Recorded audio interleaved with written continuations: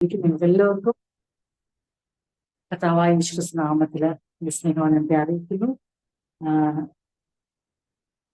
ലേഖനം 1-ാം അധ്യായം 15 മുതലുള്ള വാക്യങ്ങൾ, 15 മുതൽ ഉള്ള വാക്യങ്ങൾ, 18 മുതലുള്ള വാക്യങ്ങൾ നമ്മൾ വായിച്ച് ധ്യാനിച്ചുകൊണ്ടിരിക്കുകയാണ് ചില ആഴ്ചകളായിട്ട്. അത് കഴിഞ്ഞ ഒരാഴ്ച നമുക്ക് ഒരു വില ഉണ്ടായി. എന്നാൽ കർത്താവിന്റെ കൃപയാല് ഇന്ന് രാത്രി വീണ്ടും കണ്ടിയുവാൻ കർത്താവ് നമുക്ക് അവസരം ഒരുക്കി തന്നല്ലോ.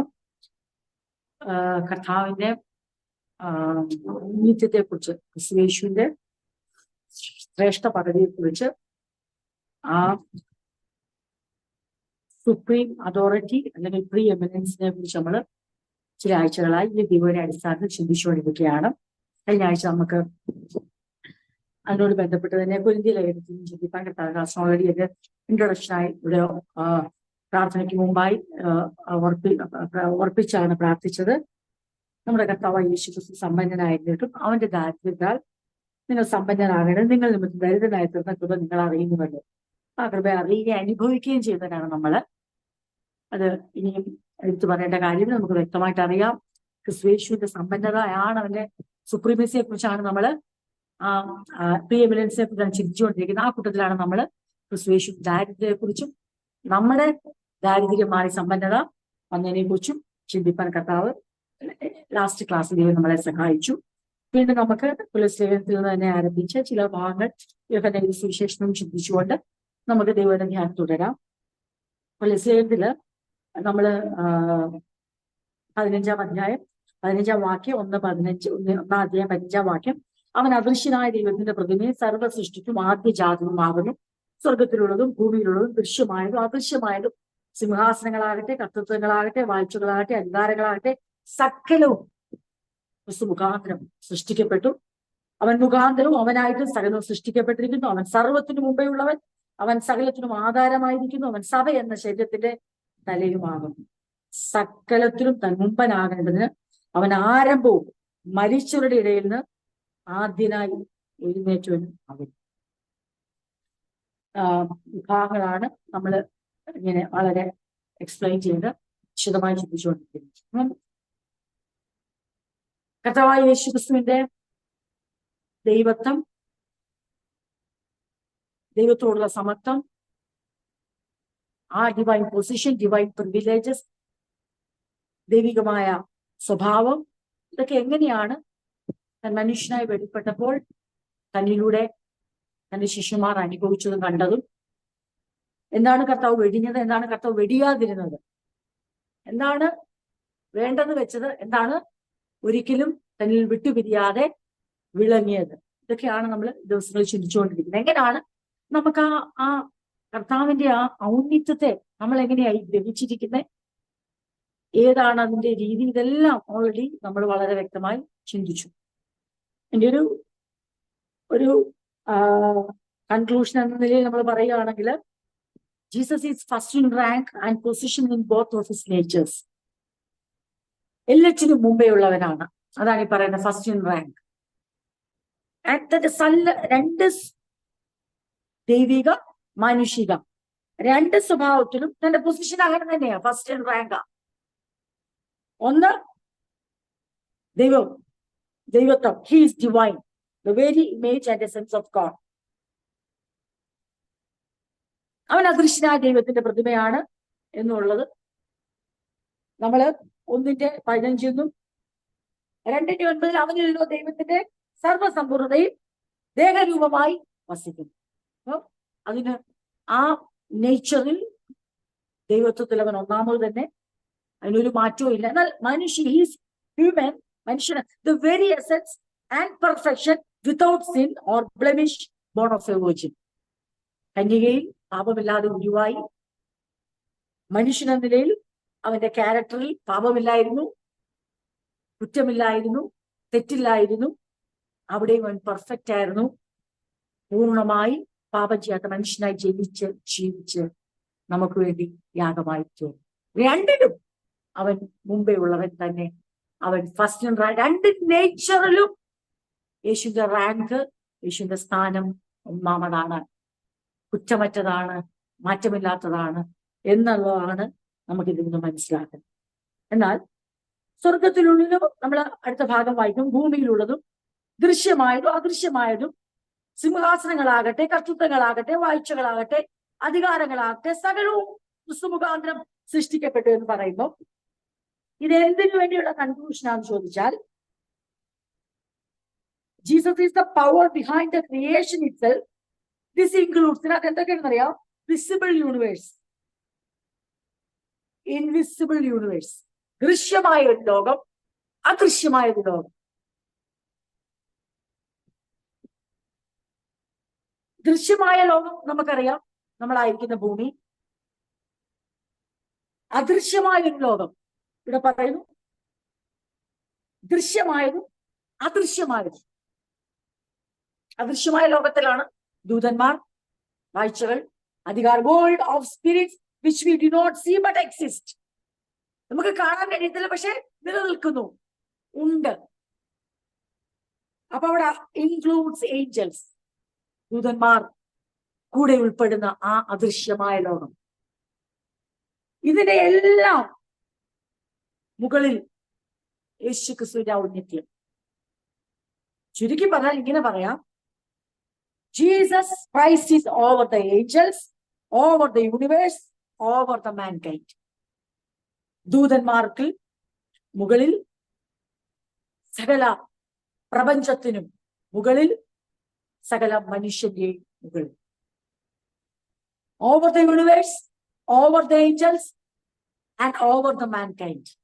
എല്ലാറ്റിനും മുകളിൽ ഔന്നിത്യം പ്രാപിച്ചവൻ, ഒന്നാം സ്ഥാനമുള്ളവൻ, ഫസ്റ്റ് റാങ്ക് ഉള്ളവൻ, അത്യുന്നതനായിരിക്കുന്നവൻ, ഏറ്റവും മുകളിലുള്ളവൻ, ആ യേശു കർത്താവിനെ അപ്പോസ്തലനായ പൗലോസ് കൊലോസ്യർക്ക് വീണ്ടും ഒന്നും കൂടെ ദൃഢപ്പെടുത്തി കൊടുക്കുക. കാരണം അവിടെ ക്രിസ്തുവിനേക്കാൾ വലുത് എന്തോ കൂടെ നേടുവാൻ, ചേർത്തു വെക്കുവാൻ ആഗ്രഹിച്ച സഭ സത്യോപദേശത്തിൽ നിന്ന് കേട്ട സുവിശേഷത്തിന്റെ ആ സത്യത്തിൽ നിന്ന് വ്യതിചലിക്കുന്നു എന്നുള്ള വാർത്ത അപ്പോസ്തലനായ പൗലോസിന്റെ കാതുകളിലെത്തിയപ്പോൾ അദ്ദേഹം തീരുമാനിച്ചു, ഇവിടെ വെളിപ്പെടേണ്ടത് ക്രിസ്തുയേശുവിന്റെ ഔന്നിത്യമാണ്.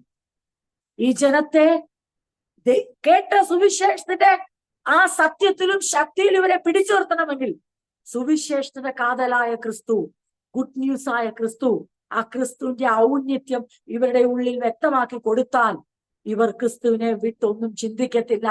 ദൂതരുണ്ട്, സത്യമാണ്, അദൃശ്യമായ ലോകമുണ്ട്, അവിടെ ദൂതന്മാരുണ്ട്, അവിടെ ദൈവത്തിന്റെ ആധിപത്യവും വാഴ്ചയും അധികാരങ്ങളും ഉണ്ട്, സൈന്യ ഗണങ്ങളുണ്ട്, ദൂതഗണങ്ങളുണ്ട്, എല്ലാം സത്യമാണ്. പക്ഷെ അത് കാണാൻ കഴിയുന്നില്ലെങ്കിലും അതുണ്ട്. എന്നാൽ ഓർത്തുകൊള്ളുക, നിങ്ങൾ കാണുന്ന ലോകത്തിലാണെങ്കിലും കാണാത്ത ലോകത്തിലാണെങ്കിലും അതിനും മീതെയാണ് യേശു ക്രിസ്തുവിന്റെ ഔന്നിത്യം. അദൃശ്യമായ ലോകമായിക്കോട്ടെ, ദൃശ്യമായതായിക്കോട്ടെ, അദൃശ്യമായ ലോകത്തുള്ള ദൂതന്മാരായിക്കോട്ടെ, എന്ത് തന്നെയായാലും ദൃശ്യമായിടത്തായിക്കോട്ടെ, എന്ത് യൂണിവേഴ്സ് മുഴുവനായിക്കോട്ടെ, Jesus is over the angels, over the universe, over the mankind. He has first rank.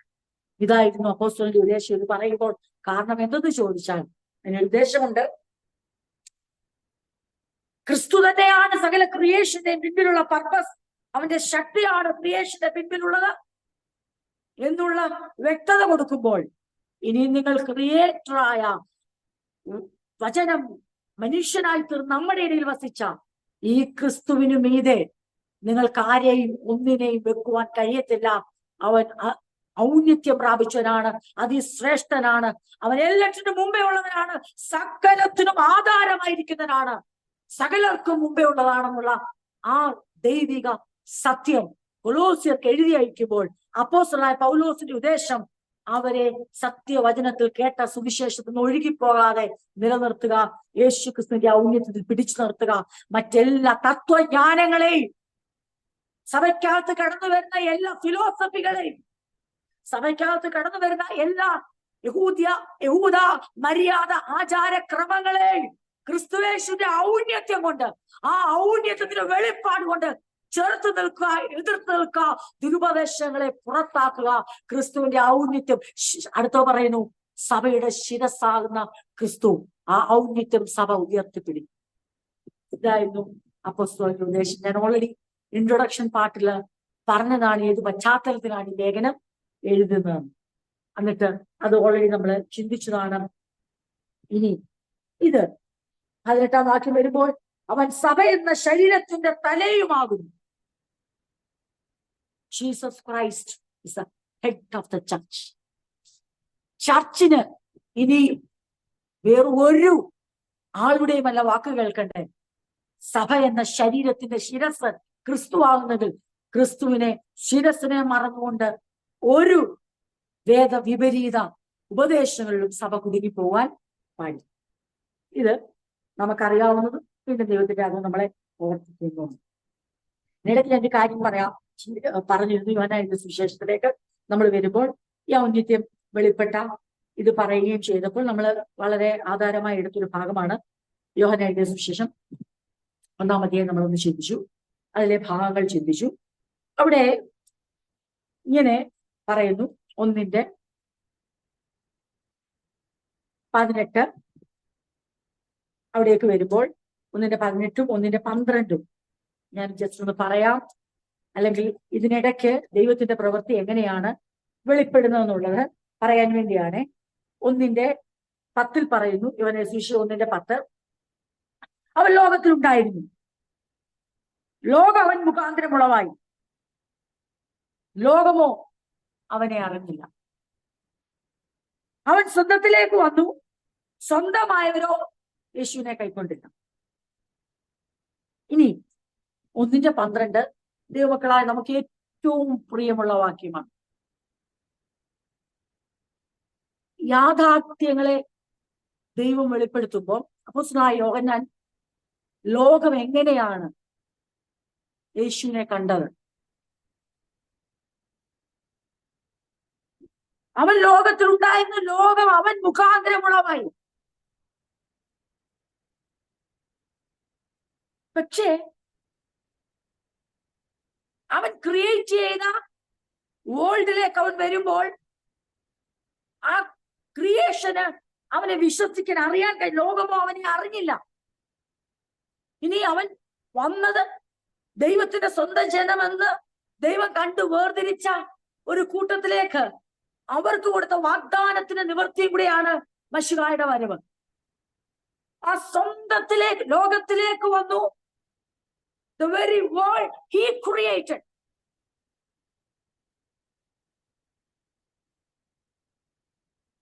But the world didn't recognize Jesus.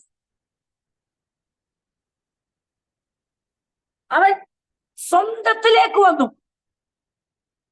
All people, but they rejected Jesus. അവനെ കൈക്കൊണ്ടില്ല,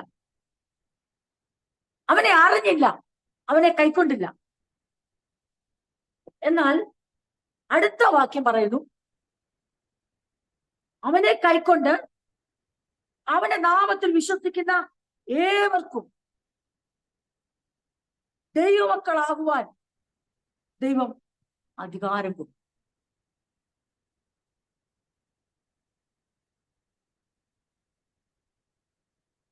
എന്നിട്ട് 17-ാം വാക്യം 13-ാം വാക്യം, ഇത് നമുക്കറിയാവുന്ന ഭാഗമാണ്. ഞാൻ ഇത് അറിയാൻ മേത്തോണ്ടല്ല പറയുന്നത്. ഞാൻ എന്തിനാ പറഞ്ഞ, എങ്ങനെയാണ് ഈ റിജക്ഷൻ, ഈ റെക്കഗ്നൈസേഷൻ ഇല്ല, കൈക്കൊണ്ടില്ല, അറിഞ്ഞില്ല എന്ന് പറയുമ്പോൾ അവിടെ കൊണ്ട് അവസാനിക്കുവാണോ ദൈവത്തിന്റെ പദ്ധതി? കൈക്കൊണ്ടില്ല, അറിഞ്ഞില്ല, അങ്ങനെ പറയുക. 13-ാം വാക്യം, അവർ രക്തത്തിൽ അല്ല. അപ്പോൾ ഒരു കൂട്ട ഉടലെടുത്തു. അവർ ലോകം അറിഞ്ഞില്ല, സ്വന്തം ജനം സ്വീകരിച്ചില്ല. അതുകൊണ്ട് തീർന്നുപോയ ദൈവത്തിന്റെ പദ്ധതി. ദൈവിക പദ്ധതിയുടെ അപ്രമേയത്വം എന്ന് പറയുന്നത് അത് മനുഷ്യന് ഗ്രഹിക്കാൻ കഴിയുന്നതിലും അപ്പുറമാണ്. മനുഷ്യന്റെ ഒരു തീരുമാനം കൊണ്ടോ അല്ലെങ്കിൽ ഒരു റിജക്ഷൻ കൊണ്ടോ മനുഷ്യന്റെ ഒരു ഫുൾ സ്റ്റോപ്പ് കൊണ്ടോ അവസാനിക്കുന്നതല്ല ദൈവത്തിന്റെ പദ്ധതി. എന്നാൽ അപ്പോസ്തലൻ ആഗ്രഹിക്കുന്നു നമ്മളിത് അറിയണം. ലോകം അവനെ രണ്ട് കൈനീട്ടി സ്വീകരിച്ചില്ല. നമ്മളിത് അറിയണം. സ്വന്തം ജനം അവനെ ചേർത്ത് പിടിച്ചില്ല. അങ്ങനെ ലോകം അറിഞ്ഞില്ല എന്ന് പറയുകയും സ്വന്തത്തിലേക്ക് വന്നു അവർ റിജക്ട് ചെയ്ത് പറയുകയും ചെയ്യുമ്പോൾ തന്നെ ദൈവത്തിന്റെ അൺസർച്ചബിളായ മനുഷ്യൻ അൺസർച്ചബിളായ ദൈവത്തിന്റെ പ്ലാൻ അറിയാത്ത ലോകത്തിന്റെ കൈക്കൊള്ളാത്ത സ്വന്തം ജനത്തിന്റെ നടുവിൽ ദൈവം ഒരു ജനതയെ ഉളവാക്കി, ഒരു സന്തതിയെ ഉളവാക്കി. ആ സന്തതികളാണ് നമ്മൾ. അറിയാത്ത ലോകത്തിന്റെ നടുവിൽ, തള്ളിക്കളഞ്ഞ സ്വന്തം ജനത്തിന്റെ നടുവിൽ ദൈവത്താൽ ജനിച്ച, ദൈവം കണ്ണു തുറന്ന, ദൈവം ഹൃദയം തുറന്ന, ദൈവത്താൽ ഉരുവാക്കപ്പെട്ട ഒരു സന്തതിയെ ഓർക്കുമ്പോൾ നാം ദൈവത്തെ സ്തുതിക്കണം. ലോകം അവനെ റിജക്ട് ചെയ്തു, സ്വന്തം ജനം അവനെ തള്ളിക്കളഞ്ഞു. പക്ഷെ അതുകൊണ്ട് ക്രിസ്തുവിന്റെ സന്തതി ജനിക്കാതിരുന്നില്ല. ഇത് പഠിക്കുമ്പോൾ, ഇത് വായിക്കുമ്പോൾ നമ്മൾ ഓർത്തോണം. അപ്പോസ്തലനായ യോഹന്നാൻ ഇത് എഴുതി യാഥാർത്ഥ്യം നമ്മളെ വെളിപ്പെടുത്തുമ്പോൾ നമ്മൾ ആരാ അറിഞ്ഞില്ല, തിരസ്കരിച്ചു, തള്ളിക്കളഞ്ഞുവെന്ന് അതെ വ്യക്തമായ ആ പൊതുവായിട്ടുള്ള ഒരു ജനറൽ ആയിട്ടുള്ള കൺക്ലൂഷനിലേക്ക് അപ്പോസ്തലൻ വരുമ്പോൾ, ആ ജനറൽ ആയിട്ടുള്ള കൺക്ലൂഷൻ അവിടെ നിൽക്കുമ്പോൾ തന്നെ അതിനകത്ത് എന്ത് സംഭവിക്കുകയാണ്? അതെ, സാധാരണമല്ല, അസാധാരണമായ ഒരു ജനനം ഉണ്ടാവുകയാണ്. ആ അസാധാരണമായ ജനനത്തിനെ അപ്പോസ്തലൻ വിവരിക്കുന്നതാണ്. അവർ തള്ളിക്കളഞ്ഞവർ, തിരസ്കരിച്ചവരുടെ നടുവിൽ ഒരു കൂട്ടർ. അവർ രക്തത്തിൽ നിന്നല്ല, ജനത്തിന്റെ ഇഷ്ടത്താലല്ല, പുരുഷന്റെ ഇഷ്ടത്താലുമല്ല, ദൈവത്തിൽ അത്രേ ജനിച്ചത്. ഒരു ജനറേഷൻ ഉളവായി. ഈ ജനറേഷനെയാണ് കാൽവരി ക്രൂശിൽ യേശു കണ്ടത്. ഇതായിരുന്നു 22 സംഘത്തിൽ പറയുന്ന ഒരു സന്തതി അവനെ സേവിക്കും. സന്തതി ജനറലി പറയുമ്പോ എങ്ങനാ? ലോകം അവനെ അറിഞ്ഞില്ല, സ്വന്തമായവരോ അവനെ കൈക്കൊണ്ടില്ല, അക്സെപ്റ്റ് ചെയ്തില്ല, റിസീവ് ചെയ്തില്ല. ആരാണ്? അവർക്കായിരുന്നു മശിഹായെ കുറിച്ചുള്ള പ്രോമിസ് ഉള്ളിൽ പേറി, വാക്യം കാണാതെ പഠിച്ച്, സ്ഥലം കാണാതെ പഠിച്ച്, മശിഹ ബേത്ലഹേമിൽ ജനിക്കുമെന്നും അതാരാണ് പ്രവചിച്ചതെന്നും അതേ മനപ്പാഠം പഠിച്ചു നടന്ന സ്വന്തം ജനത്തിന് അവനെ റിസീവ് ചെയ്യാൻ കഴിയാതിരുന്നപ്പോൾ അവനെ റിസീവ് ചെയ്യുന്ന, കൈക്കൊള്ളുന്ന, സ്വീകരിക്കുന്ന ഒരു സന്തതിയെ ദൈവം ശേഷിപ്പിച്ചു. ആ സന്തതികളാണ് നമ്മൾ. അത് ഓർത്ത് നാം ദൈവത്തെ സ്തുതിക്കണം. Children born by the promise, വാഗ്ദാനത്താൽ ജനിച്ച സന്തതികൾ, ദൈവത്താൽ ജനിച്ച സന്തതികൾ. അവർ രക്തത്തിൽ നിന്നല്ല,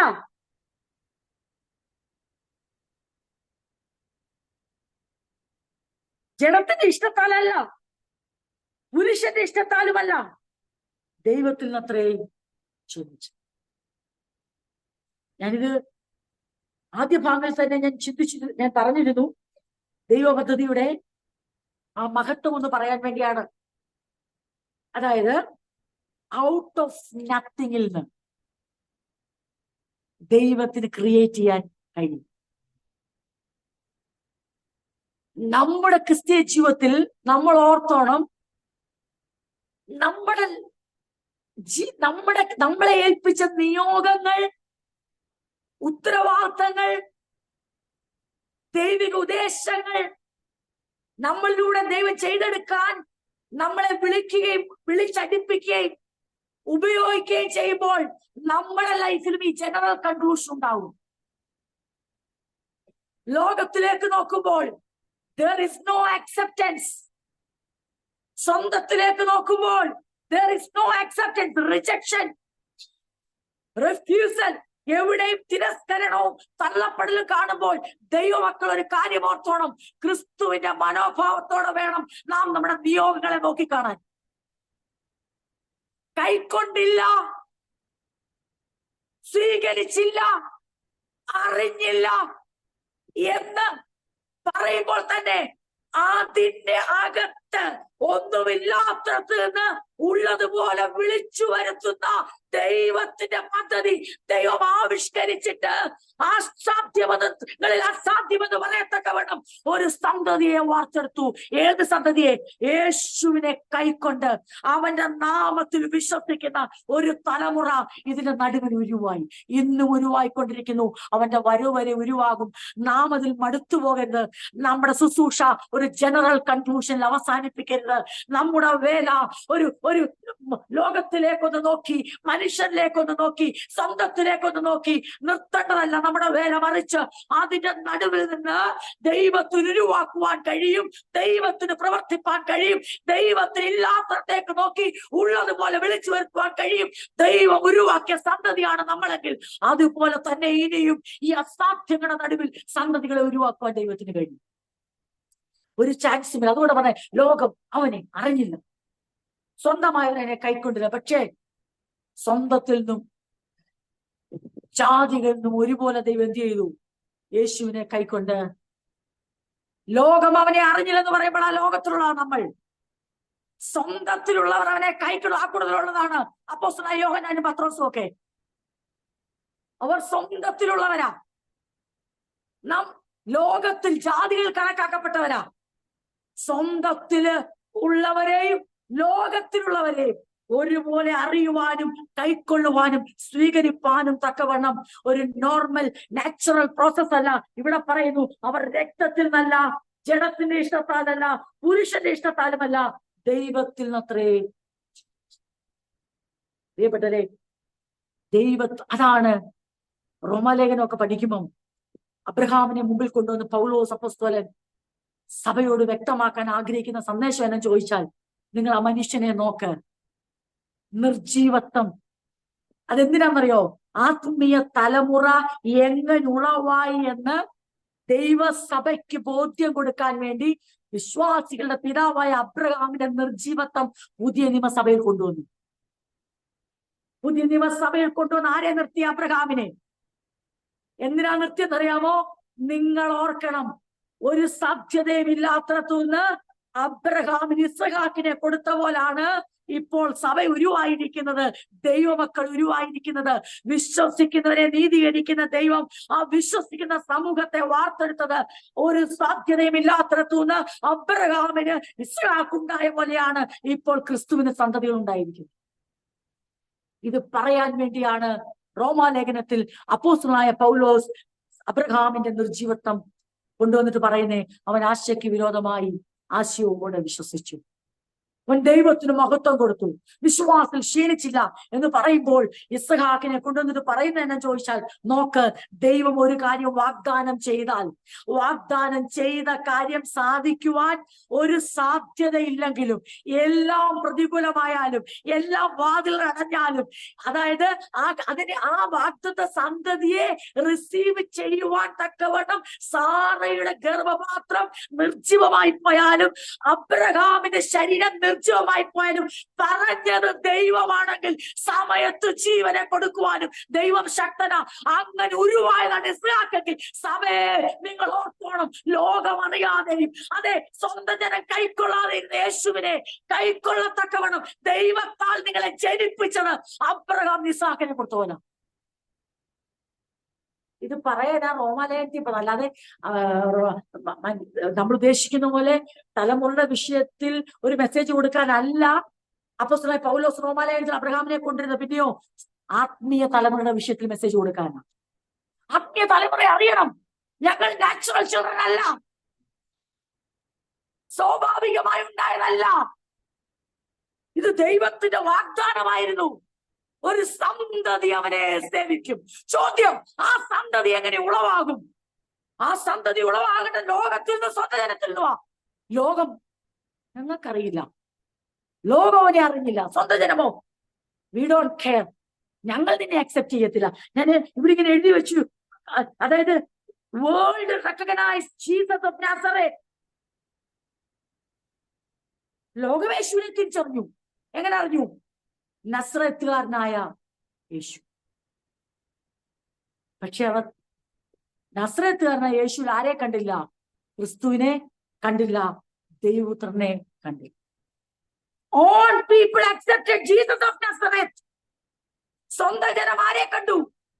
നസ്രനായ യേശുവിനെ കണ്ടു. അവര് പറഞ്ഞു, ഞങ്ങൾക്കറിയാം ഇവനെ, ഞങ്ങൾക്ക് അപരിചിതനല്ല. പക്ഷെ അവരെന്ത് കണ്ടില്ല? ക്രിസ്തുവിനെ, ദൈവപുത്രനെ അക്സെപ്റ്റ് ചെയ്തില്ല, റിജക്റ്റ് ചെയ്തു. റെക്കഗ്നൈസ് ചെയ്തു പറഞ്ഞതിന്റെ അർത്ഥം നസ്രത്തുകാരനായ യേശുവിനെ റെക്കഗ്നൈസ് ചെയ്തു.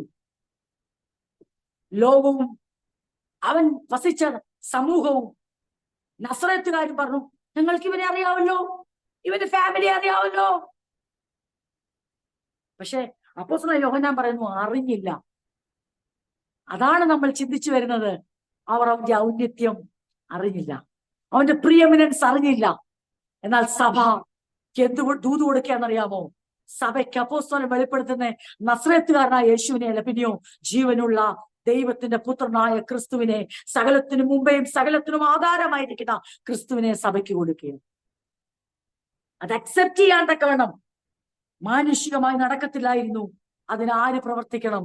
ദൈവം പ്രവർത്തിക്കണം. അതുകൊണ്ടാണ് പറയുന്നത്, അവർ ദൈവത്തിൽ നത്രേ.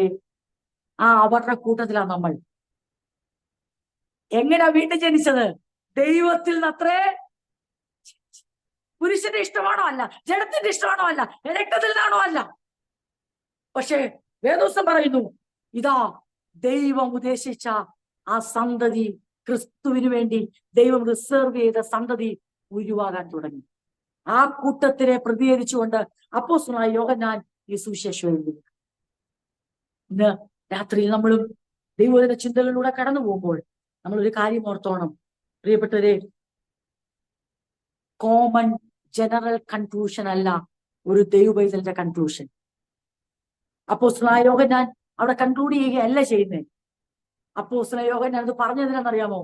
ലോകം അറിഞ്ഞില്ല, സ്വന്തമായവർ കൈക്കൊണ്ടില്ലെന്ന് പറഞ്ഞ എന്തിനു വേണ്ടിയെന്നറിയാവോ? നാച്ചുറലായിട്ട് അല്ല ഇത് സംഭവിച്ചു. നിങ്ങൾ കേൾക്കണം. അതെ, അബ്രഹാമിന് ഇസ്ഹാക്കിനെ കൊടുത്ത പോലെ ഇതാ ദൈവം ഒരു സന്തതിയെ ജനിപ്പിച്ചിരിക്കുന്നു. ആ സന്തതികൾ അറിയണം. ഇസ്ഹാക്കിന് അറിയാമായിരുന്നു ആ വാല്യൂ. ഇസ്ഹാക്കിന് അറിയാമായിരുന്നു, അതെ ഞാൻ വാഗ്ദത്ത സന്തതിയാ, എന്റെ അപ്പനോട് ദൈവം വാഗ്ദാനം ചെയ്തതാ. എന്റെ അപ്പനോ എന്റെ അമ്മയ്ക്കോ എന്നെ ഉരുവാക്കാനോ വഹിക്കാനോ ഉള്ള ശക്തിയില്ലായിരുന്നു. പ്രായം കഴിഞ്ഞു പോയിരുന്നു. വിശ്വാസാൽ സാറയും പ്രായം കഴിഞ്ഞു പോയിരുന്നു. അബ്രഹാം നിർജീവത്തെ ഗ്രഹിച്ചിരുന്നു. പക്ഷെ ഇസ്ഹാക്കിന് അറിയാമായിരുന്നു, എന്റെ അപ്പന്റെ ബലവോ എന്റെ അമ്മയുടെ ഗർഭപാത്രത്തിന്റെ ശക്തിയോ അല്ല, എന്റെ ജീവന്റെ ആധാരം പിന്നെയോ ദൈവത്തിന്റെ വാക്കുകൊണ്ട്, വാഗ്ദാനം കൊണ്ട്. ആകാശം മാറിപ്പോയാലും ഭൂമി മാറിപ്പോയാലും മാറ്റമില്ലാത്ത ദൈവത്തിന്റെ അരുളപ്പാടിലാണ് ഞാൻ ഇന്നുവായത്. ഈ ബോധം സഭയ്ക്കുണ്ടാകണം. സഭ ഒരേ സ്വരത്തിൽ പറയണം, സഭ എന്ന സന്തതി ഉരുവായത് മാനുഷിക ഇഷ്ടത്താലോ പുരുഷന്റെ ഇഷ്ടത്താലോ ലോകത്തിന്റെ അറിവിനാലോ സ്വന്തം ജനത്തിന്റെ സ്വീകാര്യത്താലോ അല്ല. ഇതൊരിക്കലും നടക്കത്തില്ല. ദൈവത്തിന് അറിയാമായിരുന്നു. അതുകൊണ്ട് ദൈവം തന്നെ ആ ഉത്തരവാദിത്വം ഏറ്റെടുത്തു. സന്തതിയെ ജനിപ്പിക്കുക. ഒന്നുമില്ലാത്തടത്തേക്ക് നോക്കി ഉണ്ടാകട്ടെ എന്ന് പറഞ്ഞപ്പോൾ നാം ചവിട്ടി നിൽക്കുന്ന ഈ പ്രപഞ്ചം ഉളവായെങ്കിൽ, അദൃശ്യമായ ലോകമുണ്ടെങ്കിൽ, ഇന്ന് രാത്രി ഞാൻ വിളിച്ചു പറയട്ടെ, അങ്ങനെ ദൈവം തന്റെ ആജ്ഞയാൽ, തന്റെ വചനത്താൽ, തന്റെ ആത്മാവിനാൽ ഉരുവാക്കിയ സന്തതികളാ നമ്മളെന്നുള്ള ബോധം നമ്മൾ ഓർത്തുകൊണ്ട് നിലനിന്നാൽ ലോകത്തിന്റെ തിരസ്കരണം നമ്മളെ തകർത്ത് കളയത്തില്ല. സ്വന്തം ജനത്തിന്റെ മൂല്യച്യുതി നമ്മളെ തകർത്ത് കളയത്തില്ല. കാരണം നമുക്കറിയാം, ഇതൊന്നും സഭ കൺക്ലൂഡ് ചെയ്യാൻ സമയമായില്ല. സഭയ്ക്കകത്ത് എന്താ വ്യാപരിക്കുന്നേ? ആരാണ് പ്രവർത്തിക്കുന്നേ? ഇനി സഭയിലേക്ക് അതെ വ്യക്തികളെ കൂട്ടിച്ചേർക്കുന്ന ആരാ? എന്ത് കണ്ടിട്ടാ? ലോകത്തിലേക്ക് നോക്കിയിട്ട്, ലോകത്തിന് അനുകൂല സാഹചര്യം നോക്കിയിട്ടാണോ ഇനി സന്തതികൾ ജനിക്കാൻ പോകുന്നത്? സ്വന്തം ജനത്തിന്റെ നല്ല നടപ്പ് നോക്കിയിട്ടാണോ ഇനി സന്തതി ജനിക്കാൻ പോകുന്നത്? അല്ല, പിന്നെയോ ദൈവമാണ് ഉളവാക്കുന്നത്. ദൈവത്തിന്റെ ഈ തലമുറയെ നാം ഒരുമിച്ച് പറയണം, ഇത് മനുഷ്യരാൽ അസാധ്യം. അതുകൊണ്ട് യേശു പറഞ്ഞു, ശിഷ്യന്മാർ ചോദിച്ചു, ഗുരു നീ പറയുന്ന പോലാണെങ്കിൽ രക്ഷിക്കപ്പെടാൻ ആർക്ക് കഴിയും? യേശുവിന്റെ മറുപടി, മനുഷ്യരാൽ അസാധ്യം, ദൈവത്താൽ സാധ്യം. അബ്രഹാമിന് എങ്ങനെ സന്തതി ഉണ്ടാകും? ഉത്തരം, മനുഷ്യരാൽ അസാധ്യം, ദൈവത്താൽ സാധ്യം. ക്രിസ്തുവിന് എങ്ങനെ സന്തതി ഉണ്ടാകും? മനുഷ്യരാൽ അസാധ്യം, ദൈവത്താൽ സാധ്യം. ഇതിനകത്ത് വ്യാപരിക്കുന്നത് അബ്രഹാമിന്റെ ശരീരത്തിന്മേൽ, സാറയുടെ ശരീരത്തിന്മേൽ വ്യാപരിച്ച ദൈവത്തിന്റെ ശക്തി. ദൈവം ഇങ്ങനെ പറഞ്ഞിരുന്നു അബ്രഹാമിനോട്, നീ ഭയപ്പെടേണ്ട. തന്റെ ലൈഫിന്റെ ഡെഡ് എൻഡിനെ എൻകൗണ്ടർ ചെയ്തപ്പോ അബ്രഹാം ദൈവസന്നിധിയിൽ ഹൃദയങ്ങളെ പകരുമ്പോൾ അബ്രഹാമിന് കിട്ടുന്ന മറുപടിയാണ്, നീ ഭയപ്പെടേണ്ട, ഞാൻ സർവശക്തിയുള്ള ദൈവം. സഭയോട് ദൈവത്തിന് പറയുവാൻ ഒരാലോചനയുണ്ട്. ലോകത്തിലേക്ക് നോക്കി സഭ ഭയപ്പെടണ്ട, സ്വന്തത്തിലേക്ക് നോക്കി സഭ ഭയപ്പെടണ്ട. സഭയ്ക്കൊരു ദൂത് പറയാനുണ്ട് ദൈവത്തിന്. അബ്രഹാം എന്ന് പറഞ്ഞൊരു ദൂത്. എന്ത് ദൂതാണെന്നറിയാമോ? സഭയെ നീ ഭയപ്പെടേണ്ട, ദൈവം സർവശക്തിയുള്ള ദൈവമാണെങ്കിൽ ഇനിയും സന്തതികളെ ഉരുവാക്കുവാൻ ദൈവത്തിന് കഴിയും. ആ ബോധ്യമാണ് സഭയെ മുന്നോട്ട് നയിക്കേണ്ടത്. എന്താ ഉറപ്പിച്ചു പറയാൻ കഴിയും? ആ ബോധ്യമാണ് ക്രിസ്തുവിനെ കാൽവരി ക്രൂശിലേക്ക് നയിച്ചത്. ആ ബോധ്യമാണ് ക്രിസ്തുവിനെ അനുസരണമുള്ളവനാക്കിയത്. കാരണം തന്റെ പിതാവ് അരുളി ചെയ്താൽ അതുപോലെ സംഭവിക്കും, അത് അതുപോലെ നിറവേറും. ഒരു സന്തതി ഉളവാകുമെന്ന് പറഞ്ഞാൽ ഉളവാകും. ഒരു സന്തതി അവനെ സേവിക്കുമെന്ന് പറഞ്ഞാൽ ആ സന്തതി എവിടെ അറിയില്ല, പക്ഷെ ദൈവമാണ് പറയുന്നത്. ഉളവാക്കും. സേവിക്കും എന്ന് പറഞ്ഞാൽ ഉളവായി വരും. സേവിക്കും എന്ന് പറഞ്ഞാൽ സേവിക്കുക തന്നെ ചെയ്യും. Out of nothing, in the midst of deadness, ഒന്നുമില്ലാത്തടത്ത്, തികച്ചും നിർജ്ജീവമായിടത്ത് സന്തതി ഉളവാക്കുവാൻ ദൈവത്തിന് കഴിയുമെന്നുള്ളവരാ തന്റെ ഏകജാതനായ പുത്രനെ കാൽവരി ക്രൂശിൽ ഏൽപ്പിച്ചു കൊടുത്തത്. ലോകത്തോടുള്ള ഒരു ചലഞ്ചാണ്. തന്നെ റിജക്ട് ചെയ്ത ലോകത്തെ ദൈവം ചലഞ്ച് ചെയ്ത് എങ്ങനെയാണെന്നറിയാമോ? തന്നെ റിജക്ട് ചെയ്ത തന്റെ ഓൺ പീപ്പിളിനെ ചലഞ്ച് ചെയ്യുന്നറിയാമോ? ജനിച്ച തന്റെ സന്തതി അവനെ സേവിക്കുന്നു, അവനെ അനുഗമിക്കുന്നു, അവന്റെ ആടുകളായി മാറുന്നു. അവരെ കൊണ്ട് ദൈവം ലോകത്തെയും സ്വന്തം ജനത്തെയും ചലഞ്ച് ചെയ്യുന്നു. ഇന്ന് രാത്രി നമ്മുടെ പദവികളെ തിരിച്ചറിയുക. സഭ ശിരസ്സാകുന്ന ക്രിസ്തുവിന്റെ ഔന്നത്യം തിരിച്ചറിഞ്ഞതോടൊപ്പം സഭ തങ്ങളുടെ പ്രാധാന്യവും തിരിച്ചറിഞ്ഞു. ആ ഒരു തലമുറയെ മുമ്പിൽ കണ്ടുകൊണ്ട് യേശുവിന് വ്യക്തമായി അറിയാമായിരുന്നു.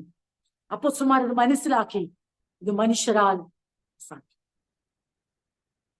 ഉളവാക്കുവാൻ കർത്താവിന് കഴിയുമെന്ന് ദൈവസഭയുടെ ആരംഭത്തിൽ തന്നെ കർത്താവ് വെളിപ്പെടുത്തി. അപ്പോസ്തലനായ പത്രോസ് ഇതെങ്ങനെ സാധിക്കും? ഗുരു, കർത്താവേ, ഇങ്ങനെയെങ്കിൽ രക്ഷിക്കപ്പെടാൻ ആർക്ക് കഴിയുമെന്ന് ചോദിച്ച അതേ പത്രോസിനെ ദൈവസഭയുടെ ആരംഭനാളിൽ എഴുന്നേൽപ്പിച്ചു നിർത്തി ദൈവത്തിന്റെ സത്യ സുവിശേഷം സദൈര്യം ആത്മാവിന്റെ നിറവിൽ പ്രഘോഷിച്ചപ്പോൾ പത്രോസ് കണ്ടു, ഇതാ ക്രിസ്തു പറഞ്ഞ സന്തതി ഉരുവാകുന്നു. ക്രിസ്തു പറഞ്ഞ ദൈവം ക്രിസ്തുവിന് കൊടുത്ത വാഗ്ദാനമാണ്, ഒരു സന്തതി അവനെ സേവിക്കും. ചോദ്യം, ആ സന്തതി എങ്ങനെ ഇവിടുന്ന് ഉരുവായി വരും? ഈ സ്വന്തം ജനം എന്ന് പറയുന്നവർ നിന്നെ കൈക്കൊള്ളത്തില്ല. പിന്നെ എവിടുന്ന സന്തതി? ലോകം നിന്നെ അറിയുന്ന പോലുമില്ല, പിന്നെ എവിടുന്ന സന്തതി? ഒന്നുകിൽ ലോകത്തിന് ഉളവാകണം, അല്ലെങ്കിൽ സ്വന്തം ജനത്തില്ല. കാരണം ദൈവം അന്ന് ലോകത്തെ മുഴുവനായി ഒന്നിച്ചു കാണുമ്പോൾ ആകെപ്പാടെ വേർപെട്ട് കാണുന്ന ഒറ്റ കൂട്ടമേ ഉള്ളൂ, അത് തന്റെ സ്വന്തം ജനമാണ്. രണ്ട് ആ ലോകത്തെ തിരിച്ചാൽ ഒന്ന് മുഴുവൻ ലോകത്തെ ഒന്നായി കാണുമ്പോൾ അതിനകത്ത് തന്റെ നാമം വിളിക്കപ്പെട്ട തന്റെ ജനമായി വേർതിരിച്ച അബ്രഹാമിന്റെ സന്തതികളെ ഒരു കൂട്ടമായി കണ്ടാൽ, ഇവിടെ വേദപുസ്തകം പറയുന്നു, ഈ രണ്ടു കൂട്ടരും നസറനായ യേശുവിനെ, തച്ചന്റെ മോനായ യേശുവിനെ മനസ്സിലാക്കുന്നുണ്ട്, അറിയുന്നുണ്ട്. ഞങ്ങൾക്കറിയാം അതിലപ്പുറം അവരവനെ അക്സെപ്റ്റ് ചെയ്യാൻ തയ്യാറല്ലായിരുന്നു. പക്ഷെ ദൈവത്തിനറിയാം, ജനിപ്പിക്കാൻ അറിയാം. ആ തലമുറയാണ്, അതായത് നോർമൽ ചുരുക്കി പറഞ്ഞാൽ നമ്മൾ നോർമലായി, അല്ലെങ്കിൽ എന്തുകൊണ്ട് ഒരു നാച്ചുറൽ പ്രോസസ്സിലൂടെ സ്വബുദ്ധി കൊണ്ട് ഞാൻ അങ്ങ് സ്വീകരിച്ചേക്കാം, ആരും സ്വീകരിക്കുന്നില്ല, ഞാൻ അങ്ങ് സ്വീകരിച്ചേക്കാം, ഞങ്ങളുടെ നാട്ടിൽ ആരും ഈ മാർഗത്തിലോട്ട് പോകുന്നില്ല, ഞാൻ അങ്ങ് പോയേക്കാം, ഞങ്ങളുടെ നാട്ടിൽ ആരും ഇവരോട് കൂടാനില്ല, ഞാൻ അങ്ങ് കൂടിയേക്കാം എന്ന് പറഞ്ഞ് നമ്മുടെ ഔദാര്യം കൊണ്ട്, നമ്മുടെ സന്മനസ് കൊണ്ട് ഉളവായതല്ല നമ്മൾ, നമ്മുടെ ശക്തി കൊണ്ട് ഉളവായതല്ല, നമ്മുടെ മാതാപിതാക്കളുടെയോ സഭയുടെയോ ശുശ്രൂഷകരുടെയോ ഇവിടെ ആരുടെയെങ്കിലും അതെ ഒത്തുകൂട്ടൽ കൊണ്ടോ ഏതെങ്കിലും മാനുഷികമായ ശക്തി കൊണ്ടോ ഉളവായതല്ല സഭ. സഭയെ ഉളവാക്കിയത് സർവശക്തനായ ദൈവമാണ്. ദൈവത്തിന്റെ വാഗ്ദാനത്തിന് നിവർത്തിയാണ്. പ്രിയരെ, ഇന്ന് രാത്രി ഞാൻ ഇതെടുത്തു പറയുന്നത് ദൈവത്തിന്റെ ആത്മാവിനെ ഓർപ്പിക്കുന്നു. സഭയെ അബ്രഹാമിനോട് പറഞ്ഞ പോലെ ഞാൻ നിങ്ങളോട് പറയുക, ഭയപ്പെടരുത്. അബ്രഹാം ലോകത്തിലേക്ക് നോക്കിയാൽ അബ്രഹാം പറയും, no Lord, it never happened. ഇത്രയും വയസ്സുള്ള ഒരാൾക്ക് എനിക്ക് മുമ്പ് അങ്ങനെ ഒരു ചരിത്രം എനിക്കറിയില്ല. സാറ പറയും, it is impossible. Oh Lord, ദൈവത്തിനല്ല, ഞങ്ങൾക്ക്, അവർക്ക്. ദൈവം പറയും, it is impossible for you but it is possible for me. അബ്രഹാമേ, സാറേ, ഞാൻ നിങ്ങളോട് അരുളി ചെയ്ത വാഗ്ദാന സംഗതി നിങ്ങളിൽ ഉളവാകാന്നുള്ളത് നിങ്ങൾക്ക് അസാധ്യമെന്ന് നിങ്ങൾ പറയാതെ എനിക്കറിയാം. പക്ഷെ അത് ഒരു ജനറൽ കൺക്ലൂഷൻ മാത്രമാ. പക്ഷെ ദൈവത്തിന്റെ കൺക്ലൂഷൻ കേട്ടുകൊള്ളുക, എനിക്കത് സാധ്യം, എന്റെ സർവശക്തി കൊണ്ട് ഞാനത് സാധ്യമാക്കി നിന്റെ മുമ്പിൽ കാണിച്ചു. ഇതുപോലെ തന്നെയാണ് സഭ ഉളവാക്കിയത്, പുരുഷന്റെ ഇഷ്ടത്താല. അതുകൊണ്ടല്ലേ പറയുന്നേ, അബ്രഹാം തന്റെ നിർജീവത്വം ഗ്രഹിച്ചു, സാറ തന്റെ നിർജീവത്വം ഗ്രഹിച്ചു. സഭയോട് കർത്താവ് പറയുകയാണ്, സഭയെ ലോകത്തിലേക്ക് നോക്കുമ്പോൾ ദൈവത്തിന് വേണ്ടി നിൽക്കേണ്ടവർ, കർത്താവിന് വേണ്ടി ജീവിക്കുന്ന, കർത്താവിന് വേണ്ടി സാക്ഷികളാകേണ്ടവർ ദിനം തോറും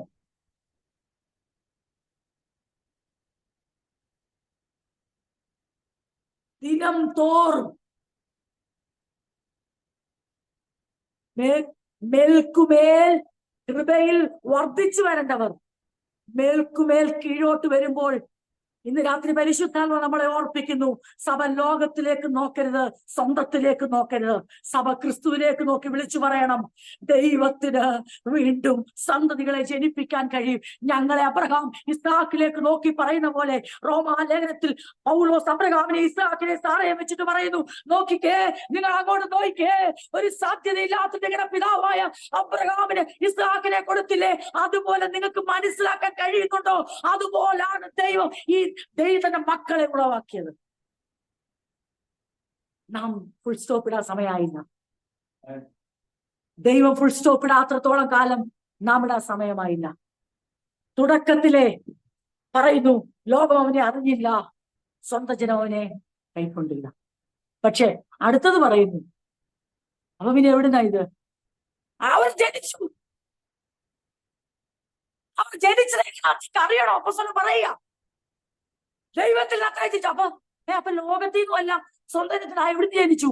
ആ ജനനമാണ് ദൈവത്തിനുള്ള ജനം. അത് ലോകത്തിൽ നിന്നും കാണും, സ്വന്തം ജനത്തിൽ നിന്നും കാണും. ദൈവമാണ് ആ സന്തതിയെ ഒരു കൂട്ടമായി, സഭയായി, ശിരസ് ക്രിസ്തുവായി ഒന്നിച്ചു ചേർക്കുന്നു. ഇതാ സഭ ഉളവാകും. ക്രിസ്തീയ ജീവിതത്തിൽ നാമും നിർജീവത്വങ്ങളെ ഫേസ് ചെയ്യുമ്പോൾ, മാനുഷികമായ ഫുൾ സ്റ്റോപ്പുകളെ തീർന്നു, കഴിഞ്ഞു എന്ന് പറയുന്ന ഘട്ടങ്ങളിലൂടെ കടന്നു പോകുമ്പോൾ, സഭ കടന്നു പോകുമ്പോൾ, ദൈവമക്കൾ കടന്നു പോകുമ്പോൾ, നമ്മുടെ കൺക്ലൂഷൻ അതായിരിക്കരുത്. നാം പറയണം, ഇല്ല, തീർന്നിട്ടില്ല. ദൈവം അവസാനിപ്പിക്കാത്തത്തോളം കാലം ഒന്നും അവസാനിക്കത്തില്ല. ദൈവം തുടരാൻ നിശ്ചയിച്ചതിനെ, ദൈവം ഉരുവാക്കാൻ നിശ്ചയിച്ചതിനെ, ദൈവം പണിയാൻ നിശ്ചയിച്ചതിനെ, ദൈവം അതെ തന്റെ നിത്യപദ്ധതിയാൽ വാർത്തെടുക്കാൻ ദൈവം മനസ്സുകൊണ്ട് തീരുമാനിച്ച തലമുറയെ ഇല്ലാതാക്കാൻ ആർക്കും കഴിയത്തില്ല. ആ തലമുറയാണ് നമ്മളെങ്കിൽ, നമ്മൾ ഉരുവായ വിധം ഇതാണെങ്കിൽ, നമുക്ക് വേണ്ടി ഉരുവാക്കുവാൻ ദൈവം ശക്തനല്ലേ? നമുക്ക് വേണ്ടി പ്രവർത്തിപ്പാൻ ദൈവം ശക്തനല്ലേ? നമുക്ക് വേണ്ടി ആജ്ഞാപിക്കാൻ ദൈവം ശക്തനല്ലേ? നമ്മൾ അതെ അബ്രഹാമിന് ഇസ്ഹാക്കിനെ കൊടുക്കാമെങ്കിൽ ഇസ്ഹാക്കിന് വേണ്ട സമയത്ത് കൊടുപ്പാൻ ദൈവം ശക്തനല്ലായിരുന്നോ? എന്തേ നാം അത് മറന്നു പോകുന്നു? ലോകം വേണ്ട, ഞങ്ങൾക്ക് വേണ്ട. സ്വന്തം ജനം ഒരിക്കൽ നടക്കട്ടെ. അവൻ നസ്രയത്തിൽ ജനിച്ചാന്ന് അവര് പറയുന്നത്. ബേത്ലഹേമിൽ ജനിച്ചൊന്നും അവർക്ക് അറിയത്തില്ല. കാരണം വളർന്നത് നസ്രയത്തിലായതുകൊണ്ട് അവര് വിശ്വസിക്കുന്ന പോലുമില്ല ബേത്ലഹേമിൽ ജനിച്ചത്. നിങ്ങൾ എന്നോ മനസ്സിലാക്കിയാലും ശരി, നിങ്ങളുടെ മുമ്പിൽ ഇപ്പൊ യേശു ബേത്ലഹേമിൽ ജനിച്ചെന്ന് റിപ്പോർട്ടൊന്നും തരേണ്ട ആവശ്യം ദൈവത്തിന് ഇല്ല. ദൈവത്തിന്റെ ഉദ്ദേശം യേശു ബേത്ലഹേമിൽ ജനിച്ചെന്ന് വിശ്വസിക്കാത്തൊരു റിപ്പോർട്ട് കൊടുക്കുകയല്ല, വിശ്വസിക്കുന്നതിന് ദൈവശക്തിയായി വ്യാപരിപ്പിച്ച് ഒരു തലമുറ ഉളവാക്കാന്നുള്ള. അങ്ങനെ ഉളവായ ജനം, ഈ ജനറേഷന് in the midst of this unrecognization and rejection, Father God gave birth to a generation. പിതാവായ ദൈവം പറഞ്ഞു, ഈ നിർജീവത്തിന് നടുവിൽ അബ്രഹാം ഇസ്ഹാക്കിനെ കൊടുത്ത പോലെ ഞാൻ ക്രിസ്തുവിന് വേണ്ടി തലമുറ ഉരുവാക്കും. Who believed and accepted Jesus as a Christ, the Son of God. ഈ ജനറേഷന് റൈറ്റ് കിട്ടി. This generation got a right from God to be called children of God. ഇസ്ഹാക്കിന് റൈറ്റ് കിട്ടി, അബ്രഹാമിന്റെ സന്തതി, വാഗ്ദത്ത സന്തതി. ഇസ്മായിലിനത് കിട്ടി. ഇസ്ഹാക്കിന് റൈറ്റ് കിട്ടി. അബ്രഹാമിന്റെ സകല അനുഗ്രഹങ്ങൾക്കും അവകാശം ഇസ്ഹാക്കായി മാറി. The same way, അതേ വിധത്തിൽ നമുക്കൊരു അധികാരം കിട്ടി. അവന്റെ മക്കൾ എന്ന പദവിയുടെ അധികാരം കിട്ടി, ക്രിസ്തുവിനോടുള്ള കൂട്ടവകാശം.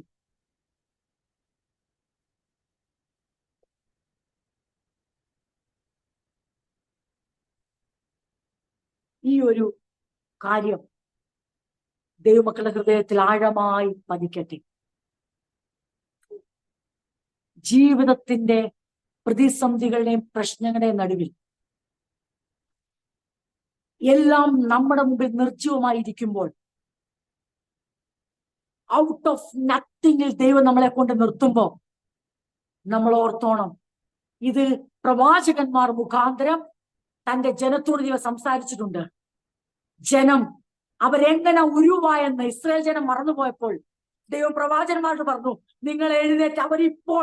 ഇപ്പോഴത്തെ വിഷയത്തിൽ വിഷാദനും വിഷട്ടനുമായിരിക്കുമ്പോൾ, അവർ ഇന്നത്തെ പ്രശ്നം പർവ്വത സമാനമായി കാണുമ്പോൾ, പ്രവാചകന്മാരെ തന്റെ ആത്മാവിനാൽ അത് ഇൻസ്പയർ ചെയ്തുകൊണ്ട് പ്രേരിപ്പിച്ചുകൊണ്ട് എഴുന്നേൽപ്പിച്ച് ഇങ്ങനെ പറയിച്ചു, നിങ്ങൾ ജനത്തോട് വിളിച്ചു പറ, അല്ലയോ ദൈവത്തിന്റെ സ്വന്തം ജനമേ, നിങ്ങളെ വെട്ടിയെടുത്ത പാറയിലേക്കും കുഴിച്ചെടുത്ത ഖനിഗർഭത്തിലേക്കും നിങ്ങളൊന്ന് തിരിഞ്ഞു നോക്കുവിൻ.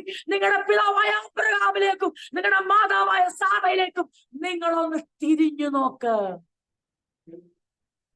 നിങ്ങൾക്ക് മുന്നോട്ടുള്ളത് കാണാൻ മാത്രമേ കണ്ണുള്ളൂ, ചിന്തിക്കാൻ ഹൃദയമുള്ളൂ. ദൈവത്തിന് പിൻപോട്ടുള്ളത് കാണുവാനും ചിന്തിക്കാനും നമ്മെ കൊണ്ട് ചിന്തിപ്പിക്കാനും ഉദ്ദേശമുണ്ട്. അതുകൊണ്ട് ദൈവം പറഞ്ഞു, എന്റെ വായായി നിൽക്കുന്ന പ്രവാചകന്മാർ എഴുന്നേറ്റിട്ട് ഈ ജനത്തെ ഓർപ്പിച്ചുണർത്തട്ടെ. ഇന്ന് നിങ്ങൾ പറയുന്ന ഒരു രാജ്യം, ഒരു സമൂഹം, ഒരു കൂട്ടം, നിങ്ങൾ വൻ ശക്തിയായി തീർന്നെന്നൊക്കെ തോന്നുന്ന ഈ കൂട്ടം ഞാൻ എങ്ങനെ ഉരുവാക്കിയതറിയാമോ? നിങ്ങളെ വെട്ടിയെടുത്തൊരു പാറയുണ്ട്, നിങ്ങളെ കുഴിച്ചെടുത്തൊരു ഖനിഗർഭമുണ്ട്, നിങ്ങളെ വഹിച്ച ഒരു പിതാവും മാതാവും ഉണ്ട്. അവരുടെ അവസ്ഥ നിങ്ങളൊന്ന് ഓർക്കണം. ഒന്നുമില്ലായ്മയെന്ന്, ശൂന്യതയിൽ, നിർജീവത്വത്തിൽ നിന്ന് ഞാൻ ഉളവാക്കിക്കൊണ്ടുവന്നതാണ് ഈ സ്വന്തം ജനത്തെയെങ്കിൽ നിങ്ങളെ പോറ്റാൻ പുലർത്താൻ ഞാൻ ശക്തനല്ലയോ? നിങ്ങൾ എന്തുകൊണ്ട് നിങ്ങളുടെ അതേ പിന്നാമ്പുറങ്ങൾ, നിങ്ങളുടെ സ്രോതസ്, നിങ്ങളെ ഉരുവാക്കിയ ആ സ്രോതസ് വഴി നിങ്ങൾ എന്തുകൊണ്ട് മറന്നുപോയി? അതവരെ ഓർപ്പിക്കുന്ന ആ വാക്യം എല്ലാവർക്കും കാണാതെ അറിയാവുന്ന വാക്യം. ഇന്ന് രാത്രി ഈ ഭാഗങ്ങളെ ചിന്തിക്കുമ്പോൾ ഞാൻ ആദ്യം ഓർത്തത് സ്കിപ്പ് ചെയ്യാം, പറയേണ്ട സ്നേഹത്തോട് തന്നെ വരാമെന്നൊക്കെ ചിന്തിച്ചു. പക്ഷെ വീണ്ടും എന്റെ ഹൃദയത്തിൽ പരിശുദ്ധ ആത്മാവ് അത് ഓർപ്പിക്കുകയാണ്. ജനത്തെ ക്രിസ്തുവിന്റെ ഔന്നത്യം വെളിപ്പെട്ട സഭയോട് നീ സഭയുടെ ആ വാല്യൂ കൂടെ പറയണം. ശിരസ്സാവുന്ന ക്രിസ്തുവിന്റെ ഔന്നത്യമാ കഴിഞ്ഞ ചില ആഴ്ചകളായി നമ്മൾ ചിന്തിച്ചുകൊണ്ടിരുന്നേ. ഈ ശിരസ്സാവുന്ന ക്രിസ്തുവിന്റെ ഉടലായിരിക്കുന്ന സഭ ഉളവായത് എങ്ങനെയാന്ന്, സഭ എങ്ങനെ ഉളവാക്കിയെന്ന് റോമാലേഖനം പറയുമ്പോൾ എല്ലാവരും ശ്രദ്ധ എങ്ങോട്ട് പോകുന്നറിയാം? ഇസ്ഹാക്കിലേക്ക് പോകും, അബ്രഹാമിലേക്ക് പോകും. പക്ഷെ അബ്രഹാമിലേക്ക്, സാറയിലേക്കും ഇസ്ഹാക്കിലേക്ക് പോകാൻ വേണ്ടിയല്ല റോമാലേഖനം 4 അധ്യായമൊക്കെ എഴുതിയത്, മറിച്ച് സഭയിലേക്ക് പോകാൻ. അന്ന് ചെയ്ത അതേ അത്ഭുതം വീണ്ടും ആവർത്തിച്ചിരിക്കുന്നു. അന്നത്തെ അത്ഭുതത്തിന്റെ റിസൾട്ട് ഇസ്ഹാക്കാണെങ്കിൽ ഇന്നത്തെ അത്ഭുതത്തിന്റെ റിസൾട്ട് സഭയാണ്. അന്നത്തെ മിറക്കിൾ ഐസക് ആണെങ്കിൽ ഇന്നത്തെ മിറക്കിൾ ചർച്ചാണ്. എന്താണ് ആ മിറക്കിൾ? പുരുഷന്റെ ഇഷ്ടത്താലല്ല, ജനത്തിന്റെ ഇഷ്ടത്താലല്ല, രക്തത്തിൽ നിന്നല്ല, നോർമൽ ബർത്തലാണ് നടന്നത് അവിടെ. അതെ, മാനുഷികമായ ദൈവത്താൽ മാത്രം സാധ്യമാകുന്ന ഒരു പ്രോമിസ് ചിൽഡ്രനെ ഉളവാക്കുവാൻ ദൈവത്തിന്റെ കംപ്ലീറ്റ് ഇൻവോൾവ്മെന്റിൽ ഒരു തലമുറ ഉളവായി. ആ തലമുറ പേരാണ് സഭ.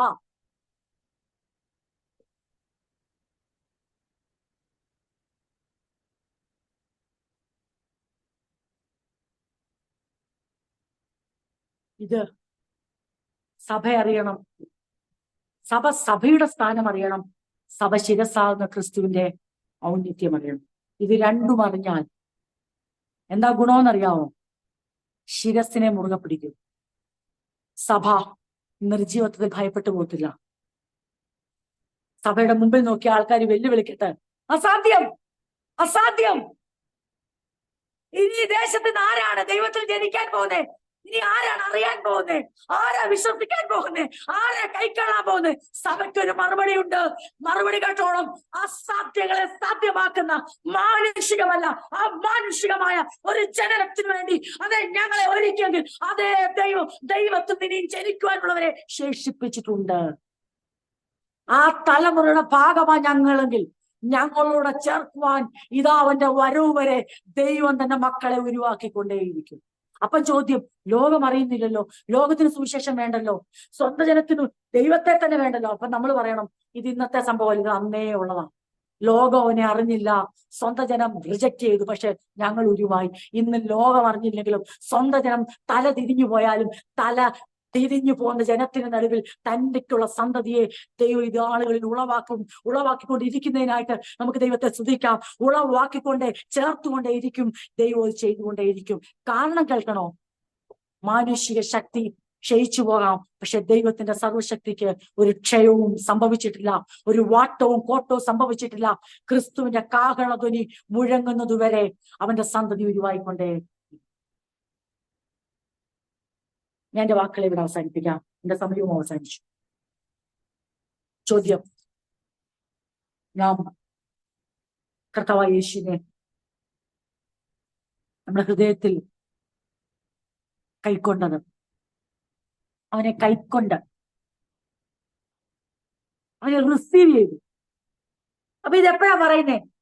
റിസീവ് ചെയ്യാത്ത ഒരു സമൂഹത്തെ, റിജക്ട് ചെയ്ത മറ്റൊരു സമൂഹത്തെ, അതിന്റെ നടുവിൽ ആരെ കൊണ്ടുവച്ചു? റിസീവ് ചെയ്യുന്ന, ആക്സെപ്റ്റ് ചെയ്യുന്ന ഒരു കൂട്ടം. റിജക്ഷൻ നടന്നുകൊണ്ടേയിരിക്കുന്നു, അക്സെപ്റ്റ് ചെയ്യാൻ തയ്യാറല്ല. പക്ഷേ ഇതിന്റെ നടുവിൽ ദൈവത്തിന് പ്രവർത്തിപ്പാനുണ്ട്. ദൈവം അത് ചെയ്യും, ചെയ്തുകൊണ്ടേയിരിക്കും, നാളെയും ചെയ്യും. സഭ അത് വിശ്വസിക്കാൻ തയ്യാറാണ്. അത് നമ്മൾ മറന്നുപോയോ? നമ്മൾ എങ്ങനെ ഉരുവായെന്ന് മറന്നുപോയെങ്കിൽ എന്തോർപ്പിക്കും? വെട്ടിയെടുത്ത പാറയിലേക്കും കുഴിച്ചെടുത്ത കനിഗർഭത്തിലേക്ക് തിരിഞ്ഞു നോക്കാൻ പറയും. എനിക്ക് തോന്നുന്നു നമുക്കൊക്കെ തിരിഞ്ഞു നോട്ടം ആവശ്യമാണ്. ഒത്തിരി മുമ്പോട്ട് നോക്കേണ്ട കാര്യമില്ല, കർത്താവ് നോക്കിക്കോളും. നമ്മുടെ ഭാവിയെ അവന്റെ ഉള്ളങ്കയിൽ വരച്ചിരിക്കുക. നമ്മുടെ ഭാവിയെ അവൻ ദീർഘമായി അവൻ കാണുന്നുണ്ട്. പക്ഷെ തന്റെ ജനത്തിന് ഇപ്പൊ ആവശ്യമായിരിക്കുന്ന അറിയാവോ? ഫ്യൂച്ചറിലേക്കുള്ള നോട്ടമല്ല, പാസ്റ്റിലേക്ക് ഒരു തിരിഞ്ഞു നോട്ടം. അതിന്റെ സമയമാവുമ്പോൾ ദൈവം ഓർപ്പിക്കും. പ്രവാചകൻ നിന്നോട് വിളിച്ചു പറഞ്ഞു, മുൻപോട്ട് നോക്കാൻ നേരത്തെ ജനമേ, ഇപ്പൊ പിൻപോട്ട് നോക്കേണ്ട സമയം. എന്തിനു വേണ്ടിയാ? വെട്ടിയെടുത്ത പാറയിലേക്കും കുഴിച്ചെടുത്ത. ചിന്തിച്ചു നോക്കിയപ്പോ എന്നെ കേൾക്കുന്ന എന്റെ സഹോദരങ്ങളെ ഒന്ന് ചിന്തിച്ചു നോക്കിയ, ഏത് വീട്ടിൽ നിന്നാ ദൈവം നിന്നെ പുറപ്പെടുവിച്ചെന്നുള്ളേ? ഏത് വീട്ടിൽ നിന്നാ നീ പ്രോമിസ്ഡ് ചിൽഡ്രനായി മാറിയെന്നുള്ളേ? നാച്ചുറൽ ബർത്ത് അല്ല നമ്മുടെ നടന്നത്. അങ്ങനെ നടന്ന ഒരു മാതാപിതാക്കളാൽ ജനിക്കപ്പെട്ട നമ്മൾ, ഒന്നാമത്തെ ജനനം പ്രാപിച്ച നമ്മൾ, നമ്മുടെ രണ്ടാമത്തെ ജനനം, വീണ്ടും ജനനം സംഭവിച്ചുകൊണ്ടല്ലോ. അത് ദൈവത്തിന്റെ വാഗ്ദാനത്താൽ, തന്റെ ആത്മാവിനാല. അങ്ങനെ ദൈവം വിവിധ സ്ഥലങ്ങളിൽ, വിവിധ രാജ്യങ്ങളിലായിരുന്നു നമ്മളെ, വിവിധ ഗ്രാമങ്ങളിലും വിവിധ പട്ടണങ്ങളിലുമായിരുന്നു നമ്മളെ. അബ്രഹാമിന് സാറയ്ക്ക് ഇസ്ഹാക്കിനെ കൊടുത്ത പോലെ നമ്മളെ ജനിപ്പിച്ച് സഭയുടെ ഭാഗമാക്കിയെങ്കിൽ സഭ ഇന്ന് രാത്രി തിരിഞ്ഞു നോക്കിക്കൊണ്ട് പറയണം, ഞങ്ങളെ വെട്ടിയെടുത്ത പാറയിലേക്കും കുഴിച്ചെടുത്ത കനിഗർഭത്തിലേക്കും ഞങ്ങൾ തിരിഞ്ഞു നോക്കുന്നു. ഞങ്ങൾ വിളിച്ചു പറയുന്നു, ദൈവത്തിന് ഒരു കാര്യവും അസാധ്യം. അവര് സ്വീകരിക്കുന്നില്ലല്ലോ.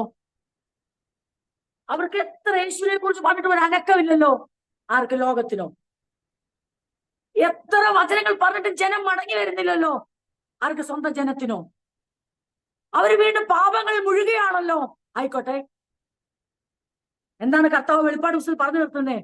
അനീതിയുള്ളവൻ ഇനിയും അനീതി ചെയ്യട്ടെ, അഴുക്കുള്ളവൻ ഇനിയും അഴുക്കാടട്ടെ. എന്നാൽ വിശുദ്ധനെ നിനക്കൊരു ദൂതുണ്ട്, വിശുദ്ധൻ ഇനിയും തന്നെ തന്നെ വിശുദ്ധീകരിക്കും. അഴുക്കുള്ളവനെ കണ്ടിട്ട് നീ തളരുകയാണോ? യേശുവിനെ അക്സെപ്റ്റ് ചെയ്യാത്ത ലോകത്തെ കണ്ടിട്ട് നീ പതറുകയാണോ? സ്വന്തം ജനത്തിന്റെ അധാർമിക ജീവിതം കണ്ടിട്ട് നീ സംശയിക്കുകയാണോ? പക്ഷെ ദൈവത്തിന് പറയാൻ ദൂതുണ്ട്. നീ അഴുക്കുള്ളവൻ അഴുക്കാണെന്ന് കണ്ടിട്ട് നീ ഭയപ്പെടണ്ട. അനീതി ചെയ്യുന്നവന്റെ അനീതി കൂടുമ്പോൾ നീ ഭയപ്പെടരുത്. കാരണം വരുവാനുള്ളവൻ വേഗം വരും.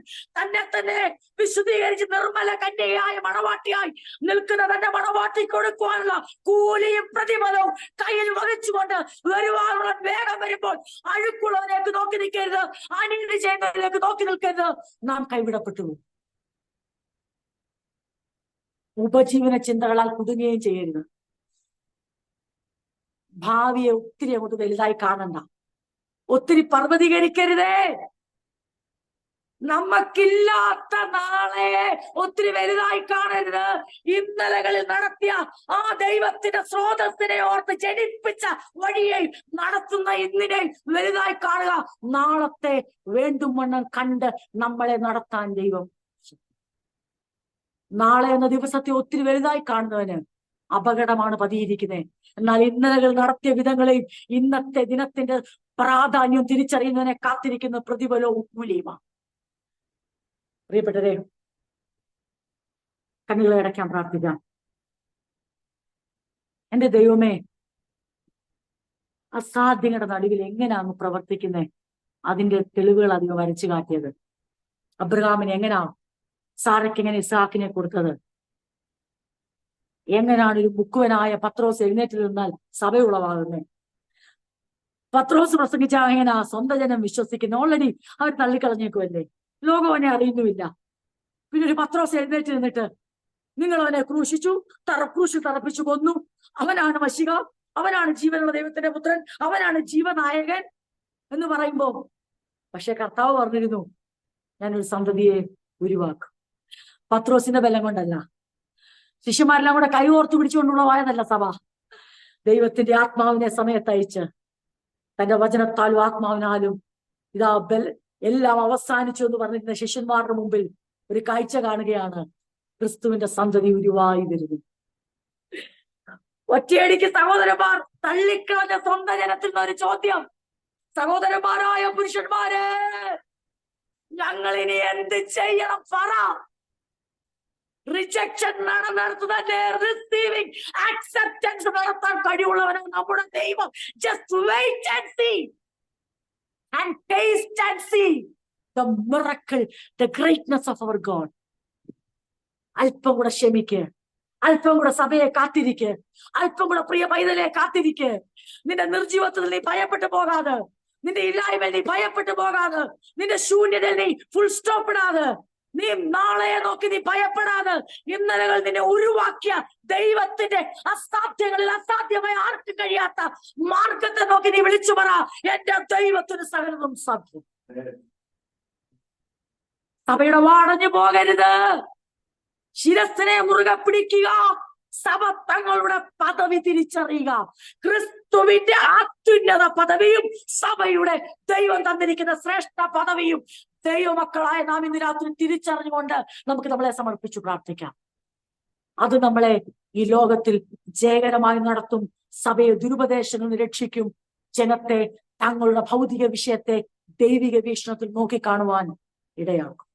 അതിനാൽ ദൈവം നമ്മളെ സഹായിക്കും. ദൈവവചനങ്ങളാൽ ദൈവം